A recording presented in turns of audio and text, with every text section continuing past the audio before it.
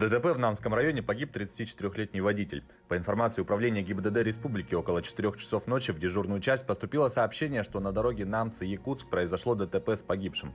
На место выехали сотрудники ГИБДД и следственно-оперативная группа. Проверка предварительно установила, что в темное время суток 34-летний водитель на машине Toyota Ipsum без пассажиров на 48-м километре региональной дороги не справился с управлением и съехал с дороги.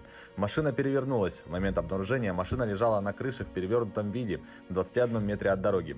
Машина принадлежит погибшему. Сейчас выясняются все причины и обстоятельства аварии. 61-летняя жительница Якутска стала жертвой мошенников. С ее банковской карты украли около 60 тысяч рублей. Неизвестный сообщил ей о несанкционированном снятии денег с ее карты, после чего потерпевшей поступила СМС о попытке списания более 7,5 тысяч рублей.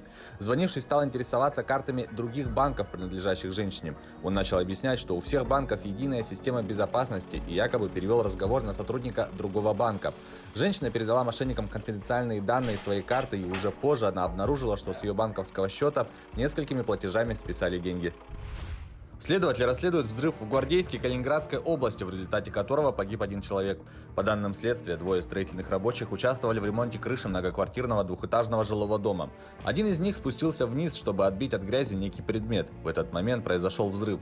34-летний мужчина, гражданин другого государства, погиб на месте от полученных тяжелых ран. Других пострадавших от происшествия правоохранительные органы не называют. Также нанесен материальный ущерб, осколками выбиты стекла на первом этаже дома. Следственный комитет предполагает, что речь идет о снаряде, оставшемся здесь с боевых действий в 1945 году. По делу назначенной экспертизы ведется выяснение обстоятельств.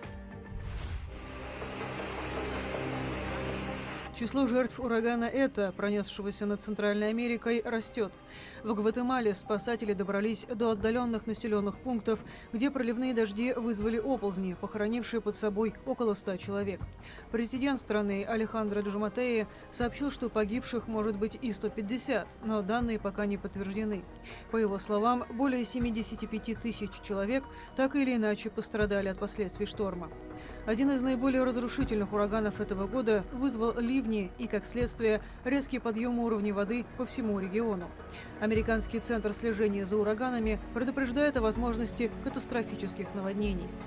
Спасательная операция в Гватемале осложнена тем, что разрушены многие мосты и дороги. Власти отправили на помощь военных, которые используют для эвакуации людей моторные лодки и единственный пригодный для этого в стране вертолет. Впрочем, как сообщил президент, Панама уже обещала прислать свои вертолеты после того, как они вернутся из Гондураса, также пострадавшего от урагана. По данным на пятницу, теперь это направляется в сторону Кубы и штата Флорида.